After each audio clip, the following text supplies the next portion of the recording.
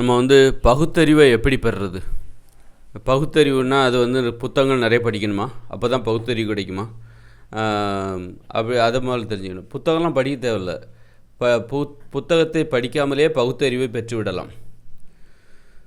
எப்படின்னாக்கா, சிக்கனமாக வாழணும். சிக்கனமாக வாழ்ந்துட்டாலே நீங்கள் பகுத்தறிவுங்கிறது வந்துடும்.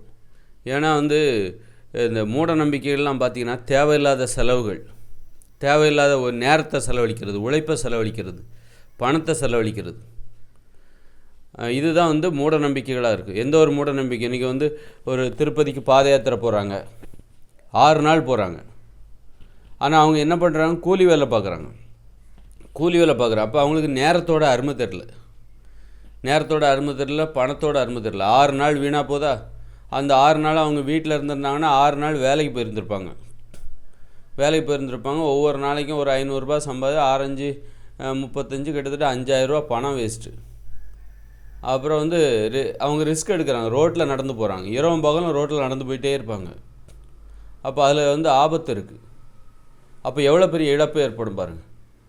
அதாவது 6 நாளும் அவங்க ஆபத்துகள் நிறைந்த ஒரு சாலையின் ஓரத்தில் பயணம் செய்து கொண்டே இருக்கிறார்கள், நடைப்பயணம்.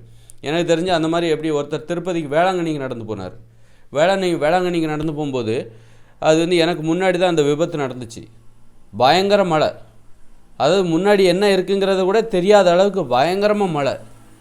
அவங்க பாண்டிச்சேரியிலேருந்து வேளாங்கண்ணிக்கு நடந்து போயிட்டுருக்காங்க. சாலை ஓரம் ஒரு வயசானவர் மேலே ஒரு பையன் அப்போ தான் புது பைக் ஏதோ வாங்கியிருக்கான், புல்லட் வாங்கியிருக்கான். அப்போ முன்னாடி ஒரு வயசானவர் ஒரு வரிசையாக போயிட்டுருக்காங்க, வேளாங்கண்ணிக்கு போயிட்டுருக்காங்க. முன்னாடி அவங்க போகிறதே இவருக்கு தெரில, அந்த அளவுக்கு மழை. முன்னாடி ஒருத்தர் போகிறது கூட, அந்த மாதிரி பாத யாத்திரை போகிறாங்க பாருங்கள், அவங்க போகிறது கூட பின்னாடி வண்டியில் போகிறவங்களுக்கு தெரில. ஓரமாக போயிட்டு இருந்தவங்களும் போய் இடித்து அவர் கீழே விழுந்து கிடக்கிறார். ஒரு பெரியவர் பாருங்கள், ஒரு சாலையின் ஓரத்தில் எவ்வளோ ஆபத்துகள் இருக்கும். இவங்க என்ன பண்ணுறாங்க? பாத யாத்திரைங்கிற பேரில் இவங்க நடந்து போகிறாங்களே, எவ்வளோ பெரிய ஆபத்துகளை சந்திக்கிறாங்க பாருங்கள். இப்போ எவ்வளோ பெரிய இழப்பு ஏற்படுத்து பாருங்கள். இப்போ அவர் ஹாஸ்பிட்டலுக்கு தூக்கிட்டு போகிறாங்க, ஒன்றும் ஆகலை, உயிர் எதுவும் போகல. ஆனால் ஒரு பயங்கரமான ஒரு புல்லட்டு உடம்புல இடிக்குது. வயசானவர் பின்னாடி இடிக்குது, டம்முன்னு இடிக்குது. அவர் போய் விழுறாரு, அப்படி தரையில் விழுந்து கிடக்கிறாரு ரோட்டு ஓரமாக.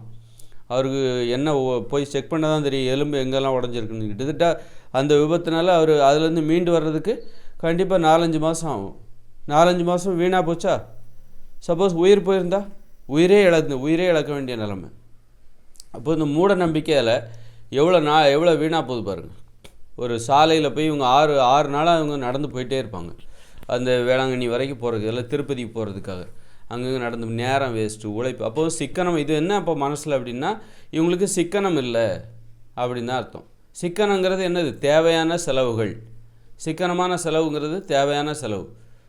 கஞ்சத்தனங்கிறது தேவைக்கு கூட அவங்க செலவு பண்ண மாட்டாங்க, அதுதான் கஞ்சத்தனம். ஆடம்பரன்றது தேவையில்லாமல் செலவு பண்ணிகிட்டு இருப்பாங்க, அதுதான் ஆடம்பரம். அப்போ நீ இந்த மாதிரி யோசிச்சிருந்தா, ஒரு சிக்கனமாக யோசிக்கணும். நம்ம கணக்கு போட தெரிஞ்சிருக்கும். இதனால் நம்ம 6 நாள் நம்ம நடந்து போகிறோம் ஓரமாக, அப்போ அதனால் நிறைய ஆபத்து இருக்குது, நிறைய செலவுகள் இருக்குது. 6 நாளும் வேலைக்கு போனால் நமக்கு கொஞ்சம் பணம் கிடைக்கும். நீ சுற்றுலாவை மனசில் வச்சுக்கிட்டு போகிறது தப்பு கிடையாது. ஆனால் இது ஒரு மூட நம்பிக்கையாக வச்சுக்கிட்டு, கடவுள் நம்பிக்கைங்கிற அடிப்படையில் நீ நடந்து போகிறல, அதுதான் தப்பு. என்ன நினச்சிக்கிட்டு அதை செய்கிற. அதே இடத்துல இது ஒரு நல்ல அது மாதிரி நடந்து போகிறது, அது கூட ஒரு சுற்றுலாவை மனசில் வச்சுக்கிட்டு நீ நடந்து போகிற, ஒரு ஊருக்கு நீ நடந்தே போகிற அப்படின்னா தப்பு கிடையாது. அது வேறு மாதிரியான அனுபவம். என்ன நோக்கத்தோடு நீ அதை பண்ணுற அப்படிங்கிறது இருக்குது. அது மாதிரி நீங்கள் சிக்கனமாக இருந்துட்டாலே பகுத்தறிவுங்கிறது வந்துடும். இதுக்கு நம்ம புத்தகங்களெல்லாம் படிக்கணுங்கிற அவசியம் இல்லை. ஒரு புத்தகத்தை படித்து, இப்போ இந்து மதத்துலேருந்து நீ விடுபடணும் அப்படின்னா புத்தகத்தை படிக்கணும். ஆமாம், இதை இப்படி சொல்லியிருக்காங்க, அதை அப்படி சொல்லியிருக்காங்க, இதெல்லாம் நீ தெரிஞ்சிக்க வேண்டிய அவசியமே இல்லை.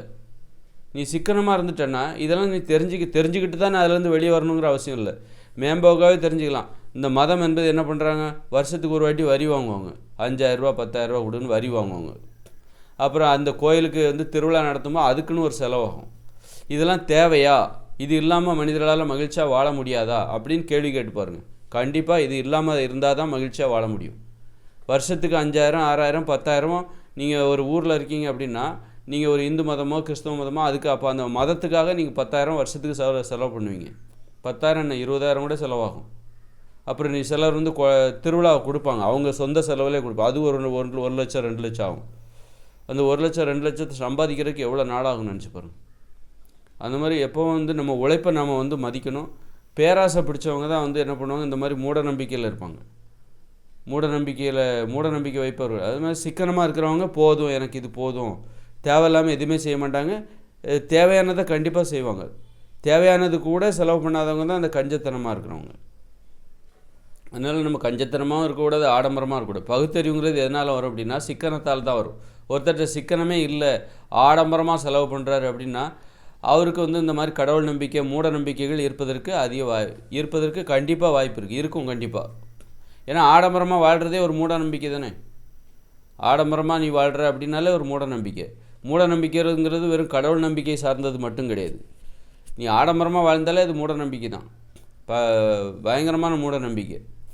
இப்போ உதாரணத்துக்கு நம்ம அம்பானி அவர் எடுத்துக்கோங்க, அம்பானியோட பையன் முகேஷ் அம்பானி எடுத்துக்கோங்க. அவர் 1000 கோடியில் ஒரு வீடை கட்டியிருக்காரு. அதில் ஷாப்பிங் காம்ப்ளெக்ஸ்லாம் இருக்குது, ஷாப்பிங் காம்ப்ளெக்ஸ் இருக்குது. அப்புறம் பார்த்திங்கன்னா அதில் தியேட்டர் இருக்குது. ஒரு வீடு தானே அது. ஒரு வீட்டுக்குள்ளே உன்னுடைய பொருளை நீ பர்ச்சேஸ் பண்ண போகிற. பர்ச்சேஸ் பண்ணுறதுக்காக உனக்காகவே நீ ஒரு சூப்பர் மார்க்கெட்டு உள்ளெல்லாம் வச்சுக்கிட்டு ஒரு லூசுத்தனமான சிந்தனையாக இருக்குது. ஒரு லூசுத்தனமான விஷயத்தை தான் இவங்க பகிரங்கமாக பண்ணுறாங்க. அதை பார்த்து இவங்க வியந்து பார்க்குறதா சிரிக்கிறதா? சிரிக்கணும். சிரித்தா நீ சரியாக இருக்குன்னு அர்த்தம். நீ அதை வியந்து பார்த்தா அவனை போல் நீனும் கோமாளி தான். அது மாதிரி தேவையில்லாமல் செலவு பண்ணுறதுக்குள்ள இதான் ஆடம்பரம். இதான் அது எப்படி வந்து ஒரு கடவுள் பக்திங்கிற பேரில் சில கோமாளித்தனங்கள்லாம் பண்ணுறாங்களா, தீயை மிதிக்கிறது அப்படி இப்படின்னு நிறைய பண்ணுறாங்களா, அதுபோல் இதுவும் ஒரு பணக்கார கோமாளித்தனம். இதுவும் ஆடம்பர கோமாளித்தனம். இவங்க வந்து எளிமையானவங்க தான் இந்த மாதிரி தீ மிதிக்கிறது. அவங்க மனசில் ஆடம்பரமாக வாழணுங்கிற ஒரு ஆசை இருக்குது. அந்த ஆசையை வந்து இந்த மாதிரி கடவுள் நம்மளுக்கு நிறைவேற்றுவார் அப்படின்னு நம்புகிறாங்க.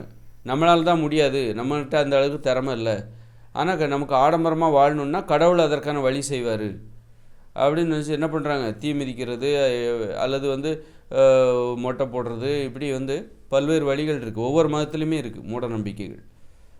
அதை பின்பற்றுறாங்க. அதை பின்பற்றி இவங்க என்ன பண்ணுவாங்க, தங்களை ஆடம்பரமான வாழ வேண்டும் என்கிற ஆசையை, நம்மக்கிட்ட திறமை இல்லை, இந்த கடவுள் நமக்கு அந்த ஆசையை பூர்த்தி செய்வார் அப்படின்னு நம்புகிறாங்க. இதுதான் வந்து எளியவர்களுக்கு இருக்கிற ஆடம்பரமான வாழ்க்கை.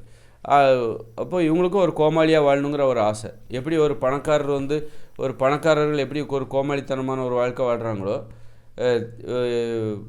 அவங்க பெரிய வீடு வச்சுக்கிட்டு உள்ளுக்குள்ளே வந்து பார்த்திங்கன்னா எப்படி நம்ம அம்பானி வாழ்கிறாரு, அது மாதிரி இந்த ஏழைகளுக்கும் ரொம்ப எளியவர்களுக்கும் மனசில் ஒரு ஆடம்பரமாக வாழணுங்கிற ஆசை. இந்த பணக்காரர்களை போல் ஒரு கோமாளியாக வாழணும் அப்படிங்கிற ஒரு ஆசை. இவங்களும் வந்து எளிமையான ஒரு கோமாளிகள் தான், ஆனால் மனசுக்குள்ளே ஒரு ஆசை இருக்குது. அந்த கோமாளி தான் இந்த பணக்காரர்களை போல் ஒரு கோமாளியாக வாழணும், ஆடம்பர கோமாளிகளாக வாழணும் அப்படிங்கிற அந்த ஆசையை நம்மளால் அடைய முடியல. நம்மக்கிட்ட அந்த அளவுக்கு திறமையும் இல்லை, படிக்காமல் விட்டுட்டோம். சரி, நம்ம அந்த கடவுளாவது அந்த ஆசையை பூர்த்தி பண்ண மாட்டாரா, வானத்துலேருந்து பிச்சுக்கிட்டு கொட்ட மாட்டாரா அப்படின்ட்டு அவங்களுக்கு அப்படிங்கிற ஒரு ஆசை தான் மனசுக்குள்ளே இருக்குது. அந்த ஆசை தான் இந்த மாதிரியான இதுக்கெல்லாம் காரணம். எளிமையாக வாழ்கிறவங்க என்ன நினைப்பாங்கன்னா, நம்முடைய திறமை இது, நமக்கு இது போதும், இதுதான் ஒருத்தருக்கு தேவையானது, இதெல்லாம் தேவையில்லாதது, ஒரு எளிமையான வீடு, எளிமையாக தான் வாழணும் இங்கே அப்படின்னு சொல்லிட்டு இதுதான் நமக்கு தேவையான, இது போதும்னு நினைக்கிறாங்க பாருங்கள். இதெல்லாம் தேவை, இது தேவையில்லாது. தேவையானதுக்கு செலவு பண்ணணும், தேவையில்லாத செலவு பண்ணக்கூடாது. தேவையானதுக்கு கூட நம்ம செலவு பண்ணாமல் இருக்கக்கூடாது. நமக்கு தேவையானதை அதுக்கு செலவு பண்ண தயங்கக்கூடாது. இதுதான் எளிமை, சிக்கனங்கிறது. இப்படி சிக்கனமாக இருந்துட்டாலே நமக்கு வந்து பகுத்தறிவுங்கிறது வந்துடும். புத்தகத்தை படித்து பகுத்தறிவுங்கிறது வராது. புத்தகத்தை படிச்சுட்டா உனக்கு வந்து பகுத்தறிவு வந்துடும், புத்தகம் படிக்காதவங்களுக்கெல்லாம் பகுத்தறிவு வராது அப்படின்லாம் கிடையாது. எனக்கெல்லாம் சின்ன வயசுலேயே வந்து கடவுள் நம்பிக்கையிலேருந்து நான் வந்து வெளியே வந்துட்டேன், சாதி நம்பிக்கையிலேருந்து வெளியே வந்துட்டேன். சின்ன வயசில் எனக்கு மற்றவங்க தான், பெரியவங்க தான் எனக்கு புகுத்தியிருப்பாங்க. அதுலேருந்து நான் ஈஸியாக வெளியே வந்துட்டேன். காரணம், எனக்கு சின்ன வயசுலேயே வந்து இந்த சிக்கனங்கிறது வந்து இருந்தது எனக்கு. அதுதான் எனக்கு அந்த அறிவை கொடுத்துருக்கு. நான் வந்து இந்து மதத்தை அலசி ஆராய்ஞ்சு தான் அதில் விட்டு வெளியே வரணுங்கிற அவசியம் கிடையாது. அதில் கிறிஸ்தவ மதத்தை அலசி ஆராய்ஞ்சு தான் பெரிய புலனாய்வு நடத்தி தான் லென்ஸை வச்சு பார்த்து தான் ஓஹோ இது தப்பு அப்படின்ட்டு நான் சொல்லணுங்கிற அவசியம் கிடையாது. என்கிட்ட இருக்கிற சிக்கனம் தான். இதெல்லாம் தேவையில்லாத செலவு, தேவையில்லாமல் நேரம் செலவழியுது, தேவையில்லாமல் உழைப்பு செலவாகுது. இது இல்லாமலே நம்மளால் இருக்க முடியும். எனக்கு பயமும் இல்லை. இந்த கடவுள் வந்து என்னை வந்து நொட்டிடுவார், கிச்சிடுவார் அப்படின்னு சொல்லி எனக்கு பயமும் இல்லை. அப்போ இவர் வந்து நமக்கு மேலான பெருசாக என்னத்தை கொடுத்துட போகிறாரு? ஏற்கனவே நம்ம வந்து நிறைய துன்பங்களை பார்த்துட்டோம். அப்போ இவர் வந்து தான் நமக்கு வந்து இன்பத்தை கொடுக்க போகிறாரா? அதாவது உச்சக்கட்ட துன்பத்தை அடைஞ்சிட்டோன்னு வச்சுக்கோங்க.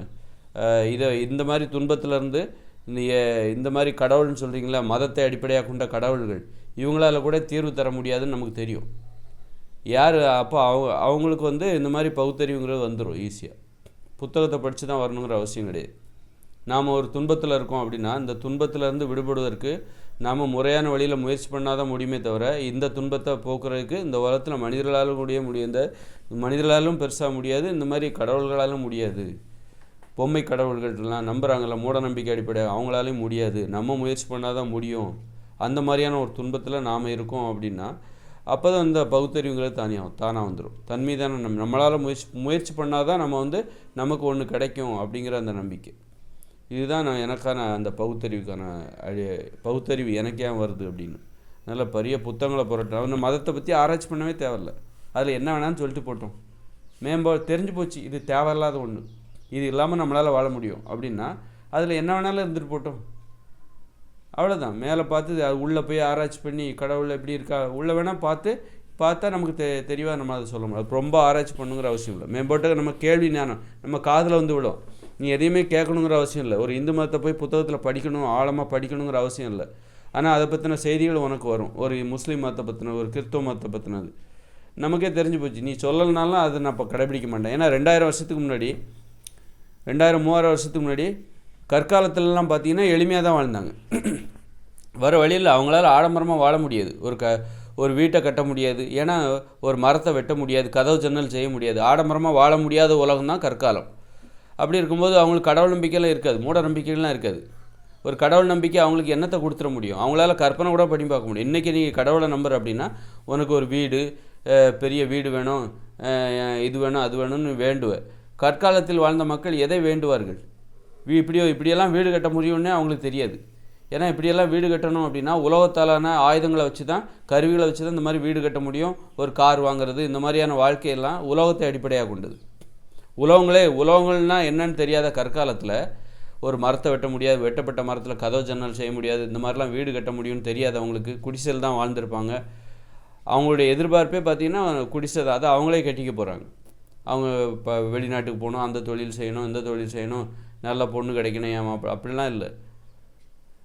அவங்க எளிமையான வாழ்க்கை வாழ்கிறாங்க. அப்படியும் அவங்க எதிர்பார்ப்பு, அவங்ககிட்ட ஆடம்பர மோகமே இல்லை. அது வேணும் இது வேணும் அப்படிங்கிறது இல்லை. எது வேணுமோ அதை அவங்களாவே பெற்றுக்கொள்வார்கள். அப்படி இருக்கும்போது இந்த கடவுள் வந்து நம்மளை ஒன்றும் பண்ண போகிறதில்ல, நமக்கு எதுவும் தரப்போதில்லை, அப்படி அந்த நம்பிக்கையே அவங்களுக்கு வராது. இந்த மூட நம்பிக்கைகள் அவங்களுக்கு இருக்காது. அப்புறம் தினம் கற்காலத்தில் பார்த்திங்கன்னா மரங்களே வெட்டப்படலை, இந்த உலகமே பசுமையாக இருந்திருக்கும். ஏன்னா உலகங்கள் கண்டுபிடிச்ச பிறகு தான் மரத்தையே வெட்டுறாங்க. அப்போ கற்காலத்தில் எவ்வளோ பசுமையாக இருந்திருக்கும். அப்போ பார்த்திங்கன்னா ஏகப்பட்ட உயிரினங்கள் இருக்கும், சிங்கம், புலி, கரடிகள். அப்போ மனிதர்களால் இந்த உயிரினங்களை வேட்டையாடக்கூட முடியாது, அவ்வளோ ஈஸியாக வேட்டையாட முடியாது. ஏன்னா அவங்கள்ட்ட உலகத்தாலான அருவாய், ஈட்டி எதுவுமே இல்லை. அப்போ எவ்வளோ உயிரினங்கள் இருந்திருக்கும்னு நினச்சி பாருங்கள். துப்பாக்கி அதாவது ஈட்டி கிடையாது, வாள் கிடையாது. அப்படிங்கும்போது சிங்கம், புலி, சிறுத்தைகள்லாம் ஏகப்பட்டது இருந்திருக்கும். அப்போ வந்து நீ கடவுளெல்லாம் கும்பிட்டுட்டு இருக்க மாட்டேன். சிங்கம் புலி உன்னை வேட்டையாட வருது அப்படிங்கும்போது நீ வந்து கடவுளை கும்பிட்டா அவர் வந்து உன்னை காப்பாற்றுவாரா? நீ ஒரு காடுகளில் போய் வாழ்கிறப்பா, காட்டில் வாழ்கிற மக்களுக்கு கடவுள் நம்பிக்கை இருக்காது. ஏன்னா ஒரு காட்டில் நீ ஒரு அமேசான் காட்டில் போகிற, நீ கடவுள் வந்து உன்னை காப்பாற்றுவாரா? நீ தான் உன்னை காப்பாற்றிக்கணும். அதுக்கான தொழில்நுட்பத்தை நீ தான் கண்டுபிடிக்கணும், அந்த நுட்பத்தை நீ தான் கண்டுபிடிக்கணும். காடுகளில் வாழ்கிற ஒரு மக்களை வந்து கடவுள் வந்து கடவுளே என்னை காப்பாற்று, சிறுத்தையிடமிருந்து என்னை காப்பாற்று அப்படின்னா உன்னை வந்து கடவுள் வந்து காப்பாற்று. உனக்கே தெரியும் அது நீ கடவுளேன்னா உன்னை நீ தான் வந்து டெக்னிக்கை கண்டுபிடிக்கணும். சிறுத்தை இந்த மாதிரி இருக்கும். அப்போ நாம் முயற்சி பண்ணால் தான் நம்மளால் காப்பாற்றிக்க முடியும். என்ன தான் உஷாராக இருந்து கூட அவன் வந்து மாட்டிக்கிட்டான் பாரு, புலி வந்து அவனை கடித்து தூக்கிட்டு போயிடுச்சு. அப்போது அந்த மாதிரி இந்த மாதிரி நீங்கள் வந்து ஒரு ரொம்ப ஆபத்தான சூழலில் இருக்கும்போது உங்களுக்கு கடவுள் நம்பிக்கைலாம் வராது. அந்த மாதிரியான ஒரு வாழ்க்கை, எளிமையான வாழ்க்கை, ஒரு எளிமையான ஒரு வாழ்க்கையை அடிப்படையாக கொண்டு நீ ஒரு ஆபத்தை எதிர்கொள்கிற அப்படின்னா உனக்கு வந்து அந்த கடவுள் நம்பிக்கை, மூட நம்பிக்கைகளே வராது. கற்காலத்தில் அவங்களுக்கு மூட நம்பிக்கைகளே இல்லை. ஆடம்பர மோகம்தான் இந்த மாதிரி கடவுள் நம்பிக்கைகளுக்கு காரணமாக இருக்குது. அல்லது கஞ்சத்தனம், இந்த மாதிரி சிக்கனமாக இருந்துட்டால் இதெல்லாம் தேவையில்லாத செலவு அப்படின்னு நிறைய விஷயத்த ஒதுக்குவேன். நிறைய மூட நம்பிக்கை, வெறும் கடவுள் சார்ந்தது மட்டுமே மூட நம்பிக்கை கிடையாது. தேவையில்லாமல் வந்து பெரிய வீடு கட்டுறது, அதுவும் ஒரு மூட நம்பிக்கை, அதுவும் தேவையில்லை. அதுக்காக நீ உழைக்க வேண்டியிருக்கும். ஏன்னா பெரிய வீடு கட்டுறது அதுக்காக, பெரிய வீடு கட்டுறது சும்மா கிடையாது. அதுக்காக நீ தினமும் இன்னும் உழைக்க வேண்டியிருக்கும். உன் குடும்பத்தோட கூட நேரம் செலவழிக்க முடியாது, உன் குழந்தைகளோட நேரம் செலவழிக்க முடியாது, விளையாட முடியாது, எந்த விளையாடுறதுக்கு நேரம் கிடையாது, ஆடுறதுக்கு நேரம் கிடையாது. அப்படி இருக்கும்போது அப்போ நீ என்ன பண்ணுவ, அந்த மாதிரி தேவையில்லாத பணத்தை நோக்கி நீ போக மாட்ட. இதுதான் வந்து அப்போ இது ஒரு மூட நம்பிக்கை தான். இந்த மாதிரி தேவையில்லாமல் பெரிய வீடுகளை கட்டுறது, அந்த மாதிரியான ஆசைகள், நிறைய பேரை வேலைக்கு வச்சுக்கிறது, அவங்களுக்கு ஒரு சம்பளம் கொடுக்கணும், அதுக்காக நீ மாடாக உழைச்சிக்கிட்டு இருப்ப. இது ஒரு மூட நம்பிக்கை தான். வெறும் கடவுள் அப்போ இதையே நீ தவிர்த்துருவ. எளிமையான வீடு இருந்தால் போதும்ப்பா, நிம்மதியாக படுத்து தூங்கணும், அந்த மாதிரியான ஒரு வாழ்க்கை அதுதான் எனக்கு தேவை. உடம்பு ஆரோக்கியமாக பார்த்துக்கணும். நீ பெரிய பணத்தை சம்பாதிக்கிறக்க, நிறைய பணத்தை சம்பாதிக்கிறக்க, ஆடம்பரமாக வாழணுங்கிறக்க, நிறைய பணத்தை சம்பாதிக்கிறக்க நீ டென்ஷன் பிடிச்சி போய் அவங்கள கத்திக்கிட்டு இவங்கள கத்திக்கிட்டு இன்னும் அந்த வேலை முடியலை, சீக்கிரம் வேலை பண்ணுங்க அப்படின்னு சொல்லிட்டு நீங்கள் வேலை டென்ஷன், கடைசியில் உங்கள் உடல் நலத்தில் அக்கறை காட்ட முடியாது. உங்களுக்கு டென்ஷன், மனசில் அமைதி இல்லாமல் போய் உங்கள் உடம்புல நோய் வந்துடும். அந்த நோய் இன்னும் தீவிரமாகிட்டே தான் இருக்கும். அப்போ நீங்கள் அமைதியாக அப்போ தான் ஆரோக்கியமாக வாழ முடியும். ஆரோக்கியமாக வாழ்கிறது தான் புத்திசாலித்தனம். நீங்கள் நோய் வந்துச்சுனாலே பார்த்தவங்க சிரிப்பாங்க, சீக்கிரம் செத்து போனாலே உங்களுடைய எதிரிகள் சிரிப்பாங்க. போய் சேர்ந்துட்டானா அப்படின்னு சொல்லிட்டு சிரிப்பாங்க. அதனால் எது அதனால் நீங்கள் வந்து பகுத்தறிவுங்கிறது எதனால் வரும்னா, பல புத்தகங்களை புரட்டி ஆராய்ச்சி பண்ணால் தான் ஒரு மதத்தை விட்டு வெளியே வர முடியும், இந்த மூட நம்பிக்கையை விட்டு வெளியே வர முடியும் அப்படிங்கிறது. இது தேவையில்லாத செலவு. சிக்கனமாக இருந்துருங்க, உங்களுக்கு போதும். சிக்கனமாக இருந்துட்டாலே உங்களுக்கு வந்து இது தேவையில்லாத செலவு, இது இந்த மதம் என்பது தேவையில்லாத செலவு. அதனால் ஒரு தைரியமும் இருக்கணும். இந்த மரணத்தை பற்றி பயப்படுறவங்க, பயந்து நடுங்குறவங்க தான் இந்த மதத்தை போய் அண்டிக்கிட்டு நிற்பாங்க. மதத்தை பிடிச்சி ஐயா என்னை காப்பாற்று, கடவுளே என்ன காப்பாற்று, நடுங்குறாங்க பாருங்கள், கிட்டு நடுங்குறாங்க பாருங்கள். அவங்க தான் கடவுளே என்ன காப்பாற்று, கடவுளே என்ன காப்பாற்று, கடவுளே அப்படிம்பாங்க. தைரியமாக என்ன மிஞ்சி போனால் என்ன வந்துட போகுது, என்றைக்கா ஒரு நாள் சாக தான் போகிறோம். அப்போ அதுக்காக இன்றைக்கே சாவதற்கு நம்ம தயாராக இருக்கணும் அப்படின்னு என்றைக்கு தானும் அதனால் கவனமாக இருக்கணும். நம்மளால் முடிஞ்சால் மட்டும்தான் நமக்கு வருகிற மரணத்தை நம்மளால். அது கூட பார்த்திங்கன்னா நீங்கள் ரோட்டு ஓரமாக போவீங்க, யாராவது ஓரமாக போனாலும் நம்ம மேலே வந்து மோதுவாங்க. அப்போ நீங்கள் மாற்று வழிகளை தேடணும். எப்போவுமே பிரதான சாலையில் போகக்கூடாது அதிக வாகனங்கள். வேறு ஏதாவது குறுக்கு வழி இருக்கா, தெரு சாலைகளில் புகுந்து எங்கேயா போக வேண்டிய இடத்துக்கு போக முடியுமா அப்படின்னு பார்க்கணும்.